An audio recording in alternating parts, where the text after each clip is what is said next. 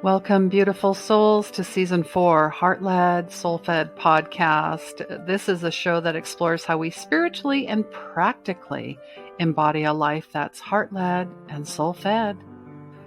Many of you know I went whole food plant-based almost a year and a half ago, and part of that is incorporating a strong, healthy mind, body, and soul. So upgrade your body with nutrient-dense supplements that are organic, non-GMO, and not tested on animals. Message me for your $25 gift card. 360-degree wellness begins by building a self-care kit. You can begin that with a dream journal that I curated, a gratitude journal, and my book, Intuition Saved My Life. Plus lots of other beautiful heart-centered conscious products. Episode 248 welcomes Janell Warkentin, Healing with Horses. And Horse Spirit says, increase your intuition, jump over hurdles in your life, and set your soul free. Janell Warkentin is a compassionate and seasoned intuitive energy healer with 20 years of experience in supporting professional women in discovering their higher gifts and purpose in life. And I'm so excited to have her on the show today.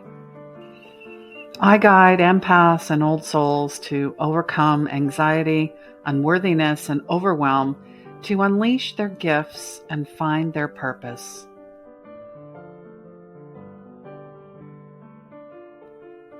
The doors for Unleash Your Magic 6-month mentorship experience is now open. Isn't it time you followed your dreams? Are you tired of the one-off sessions? Do you feel like you have some growth and then you slide back? Well, Unleash Your Purpose is 1 year of sustained and is the ultimate transformation.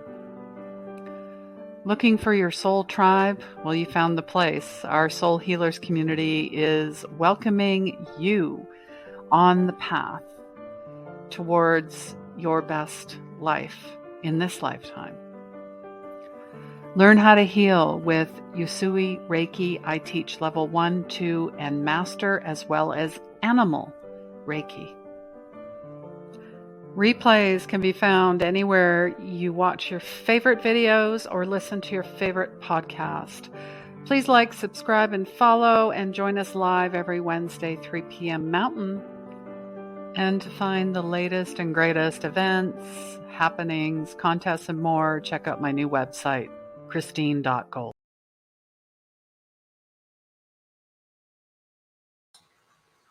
Hello, welcome everyone. Yes, check out the new website. It's a work in progress, just like we all are. This is the Heart-Led, Soul-Fed show. This is season 4. If you are joining us live, say hello. Let us know where you're from. We want to know. And I want to welcome in our guest. Yes, I love horses. I love animals, period. And I really feel, people don't come into our lives by accident. There are no coincidences. It's all a divine setup. And Janell is really, channeling her higher gifts and purpose in life through horses and through wellness. And I wanted to bring her on the show so everyone could enjoy how she came to know herself through horses. So I'm just going to bring her on and let us know where you are in the world as well. I always forget to ask. I am in Calgary. We're having some wildfires here. It's very smoky, very, very smoky. Not great for everyone, but we're praying and sending lots of healing vibes to everyone involved. All right. Hi, Janell. Welcome to the show. Joining us. So good to be here. So yeah, maybe you just take it away. I mean, I'm in Calgary, Canada. Where in the world are you? I'm in Central Oregon, so high desert, southeast of Bend, Oregon. So out here in this beautiful desert. It's not for everybody, but I love it. Yeah, I mean that's a definite, we're prairies and mountains and lakes and streams, and every area has a sacred energy. Yeah, It so does. Yeah, it really does. I agree with you. And it's just being able to have that combination where we are, it's like I said, high desert, and we have these beautiful array of cliffs, rock formations that were formed underwater mm, back when this was all water. and and now it houses incredible energy. And I have a vortex on the property. We're here on 165 acres and farm, and then we have the animals. But then just 30 minutes southwest of us, we have the mountains and lakes, and yeah, so that we get to tap into that energy as well. Mm-hmm. oh, I love that. I'm so glad I brought that up because, and here's the thing. Would you not agree? I have quite a few friends in Sedona and Mount Shasta and other places, but I had a client say to me earlier this week, she's like, oh, I just want to go to Sona. Let's go. And I go, do you know what happens when you go to these sacred sites, these portals, these energy centers? She's like, no. I said, you will be destroyed. She's like, what do you mean? I said, well, people always think I'm going to be so enlightened, but it's actually whatever transpires the shadow side, right? It will complete transformation, I guess, through the tower, like a tower moment. You got to be Would you ready not for agree? it. I agree. A girlfriend and I travel and heal different sites that we're called to, and there's times we go in very ready and very. It's you do. I agree with you. You have to be ready, and it's good to go in with wisdom. Yeah, and Yes. very, Yeah. Yeah. So maybe just tell us how you and horses, I guess, connected initially. What was the aha moment, the light bulb? horses are my heartbeat. Number one, I know I'm like you. I tell you, I connect to animals. I love animals as well. And I'm seeing your lovely cat. I'm like, oh, this is so cool that you let your cat join us. That just is so fun. It's They good. Yeah. always know where the They, fun is. No. they do know. Or They're how to going to bring the be, fun, more play, more fun. and they're going to be in the middle of it. So my journey with horses, I grew up in a family. My mother is a horsewoman, and she's excellent. And while I was still in utero, she rode until she just couldn't. Her and I couldn't fit in the saddle together. And so I really feel that was my connection through her on the horse. Then I started riding by myself at the age of 4. And at the age of 5, I was moving cattle with the horse by myself, just full out running. You think, how the heck do you stay on a horse when your legs only come down the saddle, barely tipping over the edge of this? And I rode this beautiful black thoroughbred mare who just took care of me. And I was connected to her. You see the Avatar movie, and how they connect Yes. their animals through those tales and things. And I feel like that was me as a child. I just connected with this horse. And and I was super into it. Hindsight's 2020, you guys, because back then it was so normal to me. And I think a lot of our audience may be able to relate to this, that when you're a child, your intuitive gifts are just so you don't know that that's what you're doing. Hindsight, though, yes, I was connecting to my horse. I was connecting to the bunny rabbit in the pen. I used to sit with the bunny rabbit in a pen just because I enjoyed it. And the dogs, the cats, there was a big bear I grew up very rural. There was a big bear that just sat a few yards from the house, wasn't to harm. He was curious about us. Mom just said, yeah, he was fine. And I would connect to that bear intuitively. And so that whole world made so much sense to me. I have an auditory processing disorder and I'm very dyslexic. So the world of words made no sense to me. And the world of this intuitive side made total sense to me. I go to school, though, and I'm shifting into the world of words. And now my gifts begin to become my problem. And it becomes the reason I have so much trauma.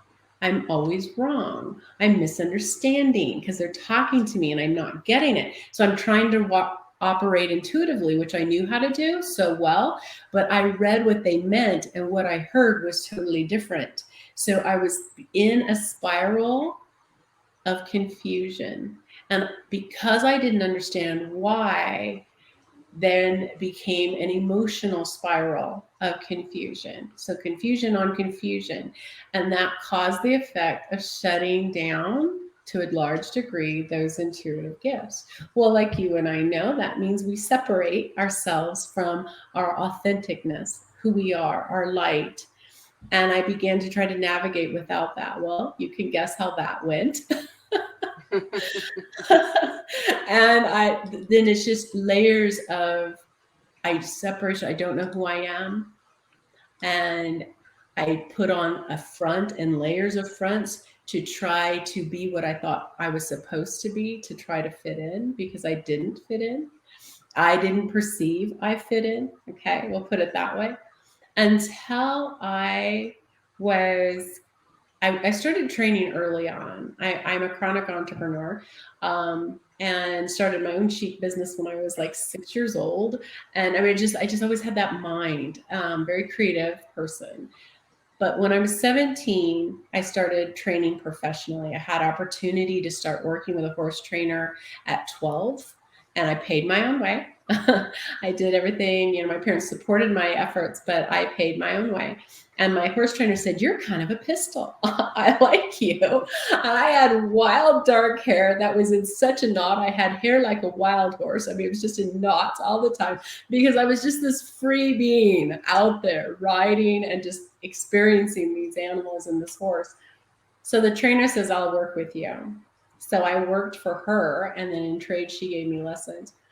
So I started training professionally when I was 17, but I closed that down to travel the world. Chapter 1, as an adult, traveled the world and worked in Russia and worked with street children and taught English to ninth graders, was how I got my visa. Came back in 95, started chapter 2, built an indoor arena and started training again. And I attracted what would be labeled outlaws. Okay, so they're biking, kicking, rebels. Yeah. rebels. Okay. Yeah. Me too. Okay, we attracted each other. So likes attract. So if you're on this call with us, there you go. You joined a good team. Who else is a rebel and an outlaw? Say I. Yeah. And so, in my dyslexic gifts, and I'm a learning specialist. One of the hats I've worn is I'm a learning specialist, and have studied the neuroconnections and what causes us cognitively to learn, and what neurodiversity means, and how that shows up actually in a very giftedness in us.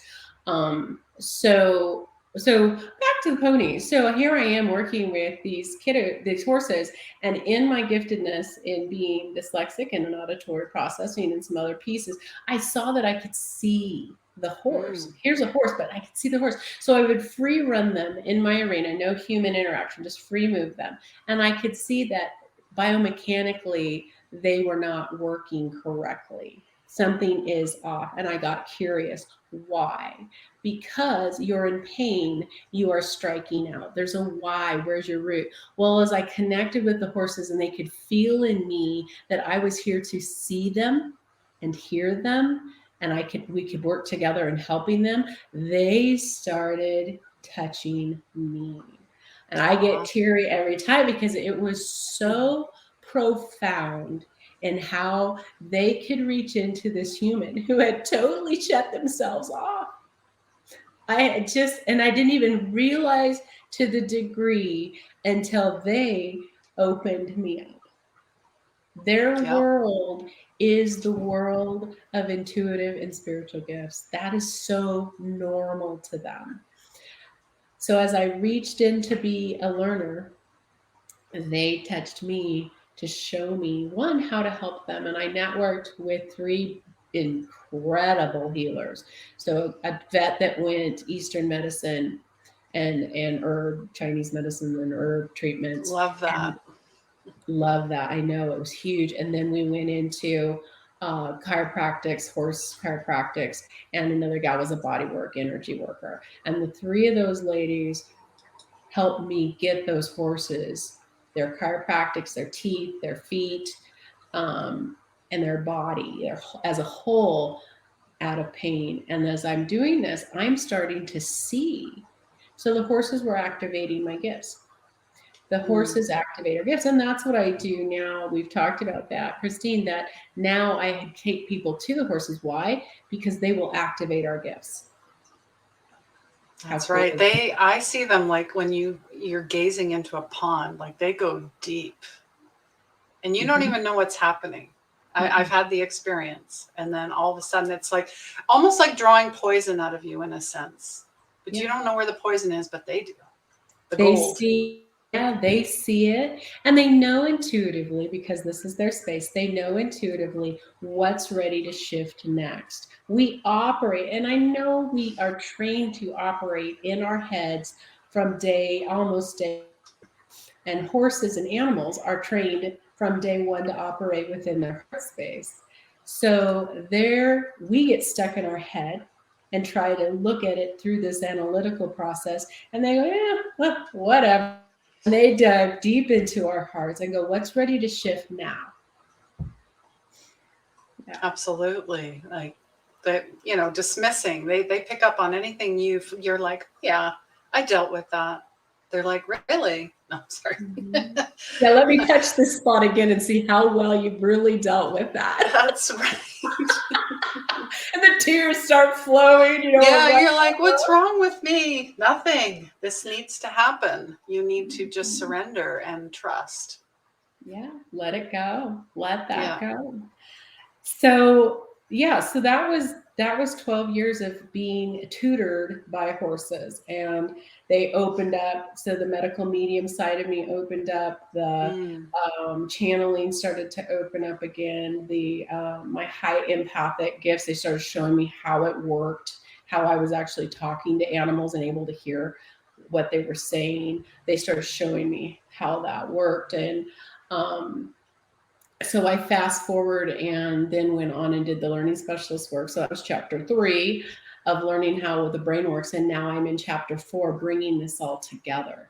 How do we support people and bring them to the horses? Of course, that's where I'm working, right? We tag team as healers, don't we? It's synergetic. We're connected. We're a part of a whole. And my piece of that whole is bringing people to those horses and just letting them feel, or let the horses move. And then I translate, hey, this is what's happening. This is what's shifting. This is what's activating for you. Because what activates in me is going to be different than what activates in somebody else. The sequence in which it happens, how it shows up for somebody, in your work, I'm sure you've seen how this set of intuitive gifts is going to look different than the same set of gifts in somebody else. So how do we translate that and get familiar, recognize how is that talking to me? I think that's huge. How is this talking to me?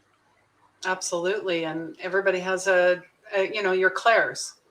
What's your strongest clair? Is it clairvoyance, clairsentience, claircognizance, clairalience? I mean, and then developing it and just really leaning into it. And those other gifts will come, like all the other clairs will step forward. They might not be as strong, but like a muscle, you have to work and build it. Yeah, exactly. And practice. And just, again, here we go, surrender and trust and let go. Because the ego wants to get in there and go, oh, is that right? Are you sure? Yeah.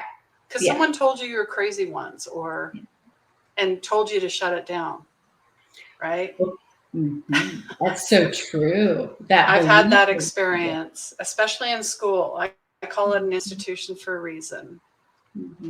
Exactly. So I'm not saying they're all like that, but my experience and many of my clients, I don't know about you. I mean, when you talk about dyslexia and, my mom had ADHD, but she had no idea until she was like 50 something.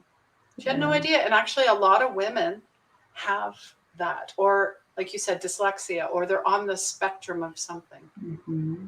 Yeah.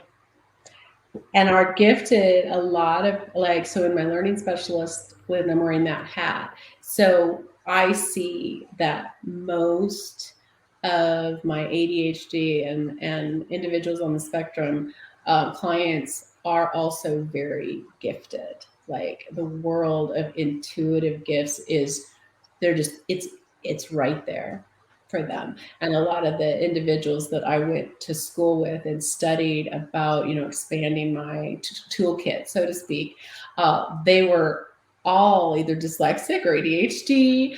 It's like, okay, it appears as a challenge because it is challenging until you understand what's going on. And you're like, with my dyslexia, my gift is sight.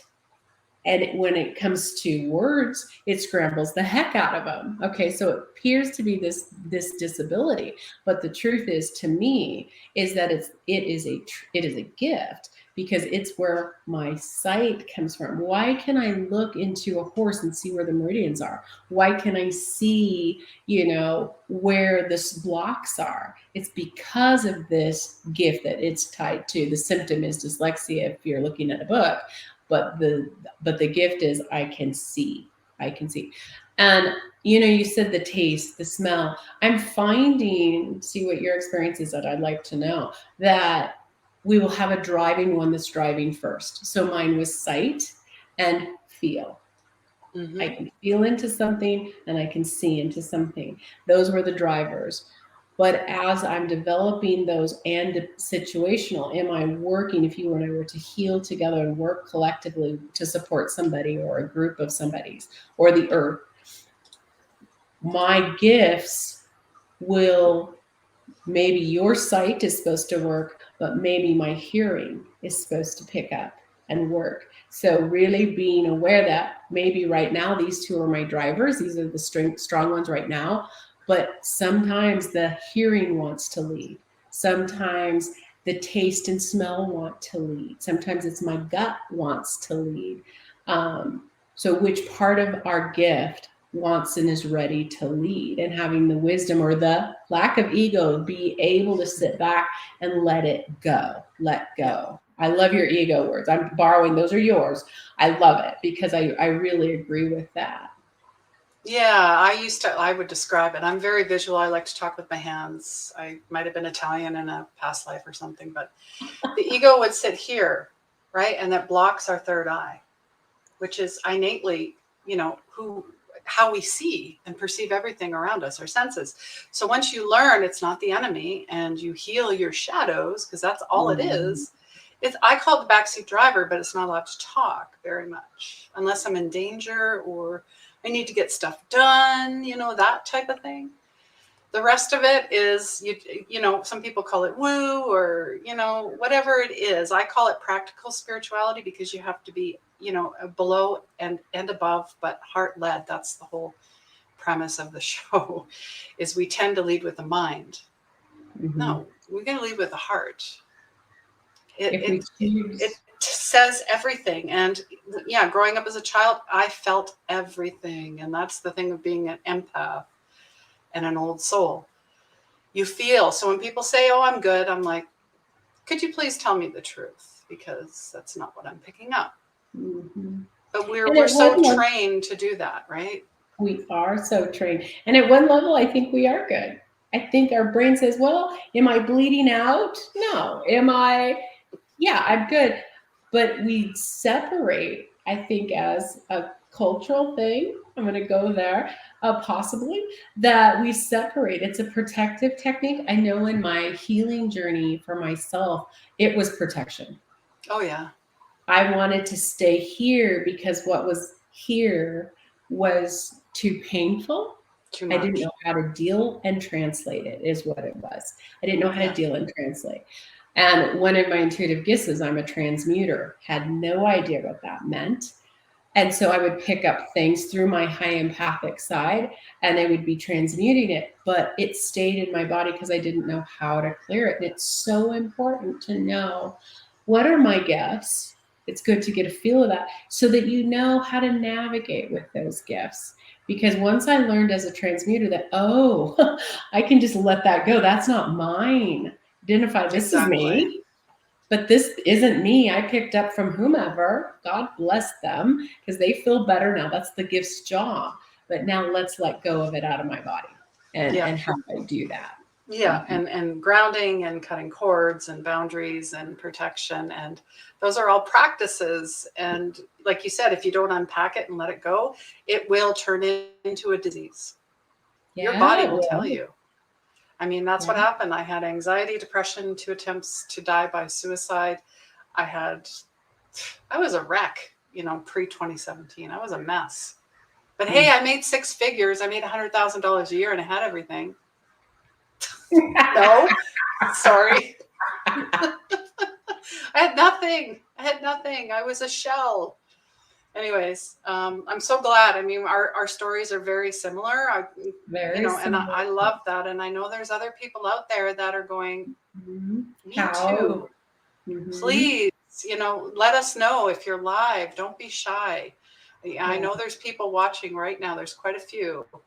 So, and we want to know where you're from. And if you have any questions for Janell, or you have questions about horses, or you have questions about anything, spirit. I mean, I love animals, and I'm always, looking at animal totems and messages. And I mean, what are your signs and symbols? I mean, when you're working, I mean, you kind of showed, but what do you see? Repeating numbers? Do you get songs? Do you get, what do you get? I get all the above. So it depends on what's happening, but I do. I get repeating numbers will come when I'm working on something logistic. I have found that pattern. If I'm problem solving and I'm putting together, kind of working in my high masculine side, I'm needing to put structure together, and I'm asking questions to my higher source, and I'm saying, okay, where do I go here? I'll start seeing numbers, and I'll just 22, 555, 333, 444, and that I'll just be like, okay, I get it. You're guiding me. I got it. I'm good. And I'll just be in a space of gratitude. Let you lead. Thank you. Yeah. I will get smells. Those are fun. Took me a while to figure that one out. I thought, why do I smell burnt popcorn right now? And I'm checking all over the place, But I've started feeling into that and learning that smells are helping me connect to maybe something that's ready to be acknowledged in myself, to shift. Usually it's sometimes that space needs cleared. I went through town yesterday and I could pick up an energy that just a cord that needed cut, and I didn't pay attention to it. And sometimes that sense will give me the heads up that needs, or my cat will come over to me and go, lecture in cat voice. And often that means, Janell, take a look. You probably needed to clear something or close off something that you didn't close off. It needs closed. Guidance is all around us, and the animals, I feel just sitting back and tapping into. We have hawks around here all the time. Seeing a hawk does not mean anything, but there's a time when seeing a hawk means everything. Like I took a walk and a hike in the field, and a hawk was circling me, and I went, oh, hi. And I started talking to this hawk, and I could feel click, click, click to connect. And I ran in and I looked up, okay, hawk medicine. What's this, trying to show me? We had a huge herd of elk show up the other day, and I went, oh, hello. This is unusual. What's elk medicine saying today? So I think it's about awareness, isn't it? And the horse will, especially my mare named Blue. Blue's been with me since she was 3. She is a very special mare, and she is my guide. She is so connected, and she's a guide. The other horses are healers, and Blue's a guide. And she will show me what needs to be seen. She took me on on a trip the other day, a healing journey, to connect to part of me that I needed to understand and needed to grow in myself. But she took me there and introduced me to that part of myself. And I could see it in my mind's eye what I was to see, different forms that I had forgotten that I was. And she connected that to me. But that's her job. That's her role in my life, is to introduce me. And occasionally she'll connect with clients that come and do the same thing for me. I always go in for them. I always go in and ask her, Blue, are you ready? Do you want to, is it your job? Because they all know as well when it's their turn to work with somebody or not. And she'll say yes or no. The other two, though, will usually say yes, and they're healers. They heal. If somebody's needing healed and or activated, it's Mercedes or Janell. The other two will step up for that role, and they just connect. They'll get right up. You don't have to be a horse person to work with animals to be activated. They will do their job. I set the stage, we set the container, and the horse just comes up to them, even virtually. I find that very interesting. Not surprised, but yeah. interesting. And they will connect with a person or group of people, and they just come in and their head, like this one gal that was there. I said, just sit here on this salt block. We keep it very organic. Sit here on this salt block. And she sat there. I held space. And Mercedes so this gal was sitting here, and Mercedes took her head and just had it softly, like barely touching her face. And in normal horse human, you don't want to be that close to a horse head because they could jerk and break your nose. That's the horse trainer side of me speaking. But Mercedes just was like right here. And the client was like, I have never felt that kind of energy, loving energy in my life. Like I've never been loved that deeply before in my life. And things shifted that needed to shift. It was a love treatment. That one was. So yeah, it's just so cool. That's amazing. That's beautiful. I've seen a documentary about that. I think the lady was in Kamloops, British Columbia. And like she leads retreats, and people that are all the root cause of anything is trauma, whatever that shows up as. So it's just wonderful to watch. I mean, all animals have that ability. I don't know about you, but I get clients, oh, what's my cat saying? I don't know how to connect. So what would you recommend for someone that's asking those questions?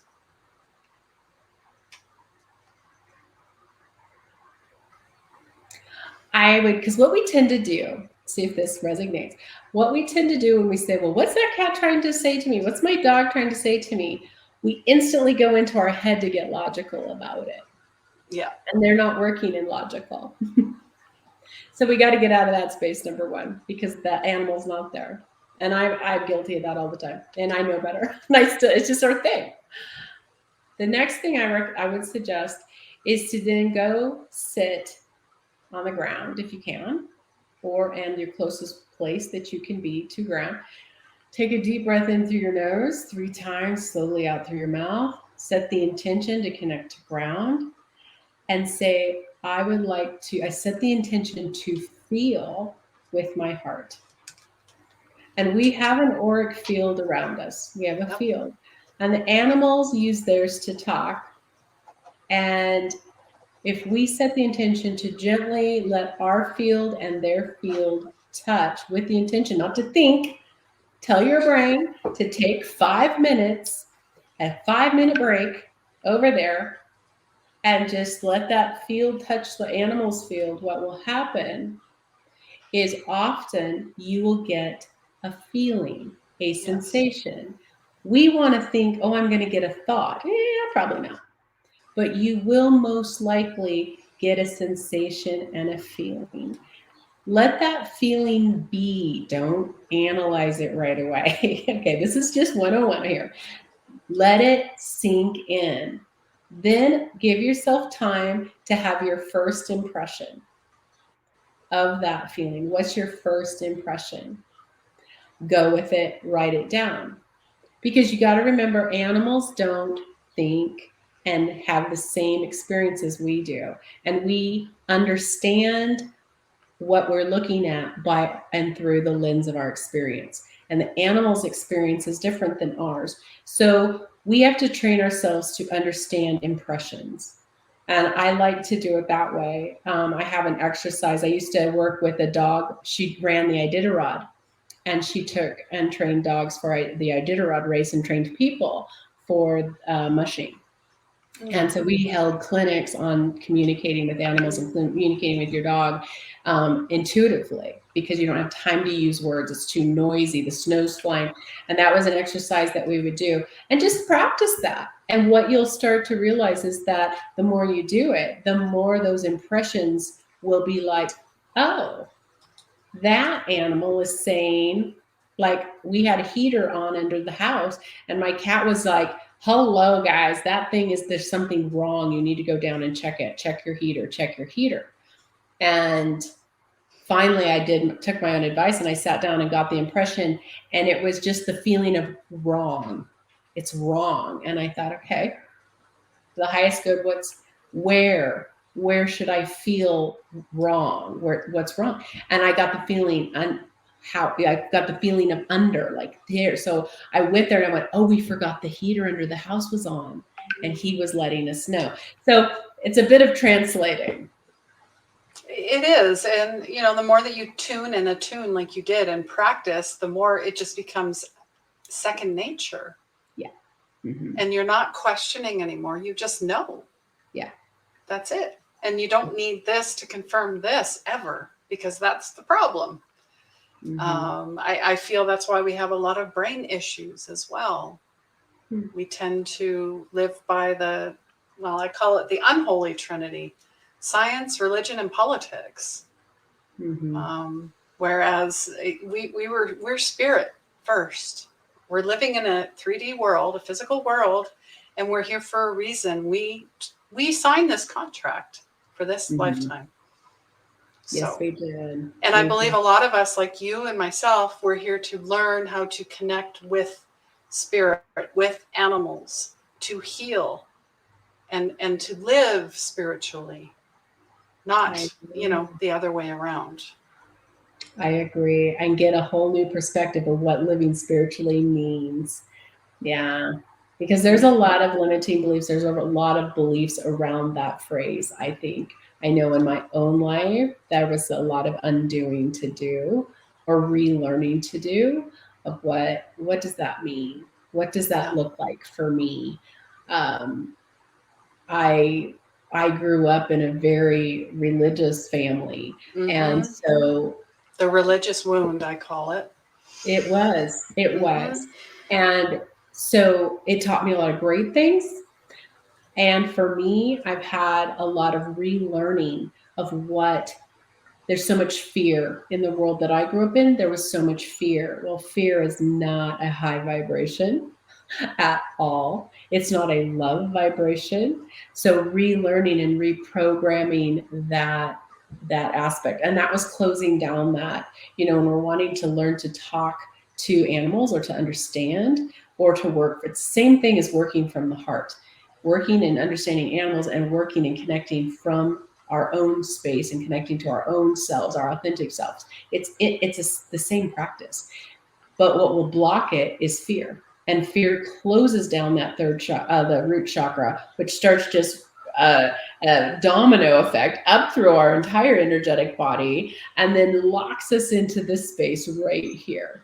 Yes. And then that circulates energetically this brain loop that sends our central nervous system woo. And as you mentioned before, our health issues, gut issues, right? At that point, and other can't sleep well. Always hypervigilant. Yeah. That one too. And that's why anxiety is so rampant. But there's different types. True. That people operate from. And honestly, intuitive development, something you and I do, connecting with the animal, something you and I do, is all part of healing all of that. Yeah, it is. I tried everything, and I'm very passionate about it. And I don't really care what other people think, because I feel there's the difference, but I don't lead my life by emotions. And because I would, when you first starting out, I was like, ooh, in the air. Oh, someone else can, do all the physical stuff, like the adult stuff. I'm just going to float on my rainbow, my unicorn. But then I realized, oh, I'm really disconnected from the ground. Oh, so anyways, it's a whole process. But it really is a game of charades with spirit, meaning you have to tune in and attune to what are your senses showing you, telling you, hearing, whatever it happens to be. There is no, like, I don't know about you, but I see some in certain circles. Well, if you do this certain meditation, you will open up your third eye. I mean, that might help, but if you only do it once and then the rest of your time is garbage, meaning you're not eating right and all this other stuff, then you really did waste your time. Do you have a self-care practice? I guess is what I'm asking. Every day. Absolutely. Yeah, because we're more, like I said, it's beyond the diet. Diet is huge, but we're more than physical. We're more than energetic, and we're more than emotional. We're all that. We're our thoughts, we're our emotions, we're energetic, and we're a physical body. So our daily practice needs to consider all of those areas. Absolutely. Yeah, there's this quote that you had said, horses healed me, and they will join in the healing and activation of your gifts as well. That was beautifully said. Beautifully said. Now, I know that you have a gift. I believe I'm going to put it in the comments. Did you want to just share what your gift is for everyone joining today? And I'll share that out in the comments. I shared with you a meditation that I enjoy. And in those meditations, I embed a healing as well. And it will not activate. If you just want to enjoy the meditation, please enjoy it. It's grounding, it's centering. It just feels good to just kind of take that moment away from the world and everything else that's on your plate. But also with it is a healing. So anything that is blocking you emotionally or energetically, sometimes those are very tied together, that's keeping you from what's your intention. Do you want to ground better? Do you want to sleep better? Do you want to connect to your heart better? Set your intention. Say, I set my intention that I want to connect to my heart better. I want to be connected to my authentic self. Yeah, because intention is everything. I do a vision board every year, and that was on my vision board. Yeah, it's very important to have an intention. So as people are receiving, as they receive this meditation, set your intention, and that block, that's your primary block to that, will be removed. That's embedded. The healing is embedded in the meditation. So enjoy. It's a fun one. Yeah, enjoy, and just we tend to be like, well, my block is, I think it's here. So if it doesn't clear here, then no. I always say wherever the healing needs to go. Yeah, it'll be wherever and however. And then some will say, because when you do the energy clearing, I didn't feel anything. So I kind of set the table for everyone, because we come in with all these high expectations, which is meant to sabotage ourselves. Because then if it didn't work, you're like, oh, it didn't work. Okay, I was right. Anyways. That's a good point. Yeah. But you'll never know. You know what, another thing about meditations and healings that I found to be, we do come in with these, well, what will it be? Where's my sign?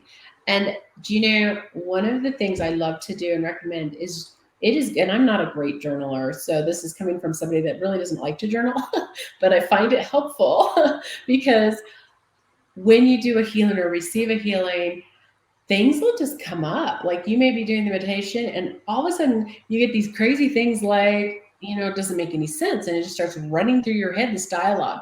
Just take note of it, because often guidance and clearing happens in layers. And you start putting this information down, and in a week it's a puzzle. And you're going to get this piece, this piece, this piece, this piece. And at the end, here's the whole story. And you're going to go, oh, that's what guidance was trying to show me. So I recommend that too. But I wanted the whole puzzle done like right now. No, sorry. I know, right? If only. I'm being so cheeky because I've had those conversations. Divine timing. It's like, really? When? No, sorry. Like, come on, divine. I got God on, like on standby here. No, don't work that way. And if a door is closed, quit knocking. It's not your door because there's 10,000 more for you. And another big one that keeps coming up is, I don't have the money for that. I don't have the funds. Flip it and go, I am naturally abundant. And this is something I intend to bring into my life, and it will manifest, and I let it go. I've done that so many times on a wing and a prayer, with hope and faith, virtue and understanding, and it's happened every single time. Well, the second we say it has to be, we put a chokehold on it, coming. That's right. And it's an investment. Why not invest in yourself? Yeah, exactly. Wonderful. Well, I always ask my guests these two questions before we say goodbye. And then, of course, if there's anything else you'd like to share. And of course, if you miss us, whether you're listening to us on your favorite podcast or on the replay, still send questions to us. We're not going to leave you hanging. We're not that type of show. I always ask, what does magic mean to you? Good question. Nice. What does magic mean? And is that one for me or for our audience? Yeah, that's for you and for anybody else that would like to go, what does magic mean to me? Oh, I love it. I think magic is the spirit of creation. That creation that we get to do, that creation we get to have from our soul self. That is magic. It's alive. It makes us feel alive. It ignites us. That is magic. So it's that freedom to create from our heart, from our passion. Magic. Love it. Absolutely. And of course, this is a show about, collaboration and, the golden age of Aquarius, community, connection, co-creation, and co-opetition, not competition. I always ask, how can we as a collective energy make your dreams come true? What is your big Moby Dick dream? I've got some Moby Dick dreams. Yeah, I do. So I love collaboration. I think my dream is about collaboration. I think it's about getting healers and intuitives from the love space that we are in, Christine, and just really seeing us work together and create magic. To be able to touch millions of souls and people like us who have experienced being stuck, and be able to walk with them and say, okay, let's show you, let's facilitate so you find you. Yes. That kind of collaboration and working together with like-minded, like-hearted people to bring community and that kind of energy for the massive growth and shift that we're ready for. That's my hairy, audacious goal. Love it. Love it. I'm so, bringing that into, that field, and, it's already done. I'm sure there are people that have heard this or have not heard this, that it's already divine. It's being set up as we're speaking, and for the weeks and months and the time in between. So we wish that all for you. Thank you. Anything else you'd like to share with us before we say goodbye? I did leave all your links to get a hold of you, and I look forward to connecting. Christine, I look forward to seeing what amazing things you do. I looked up your programs and what you do. We are in so much alignment. I cheer you on. People need to connect with you and really grow with the experience and the knowledge that you bring to the table. I totally support you in what you do and believe in what you do. So audience, those that know me, please check Christine out and what she is doing.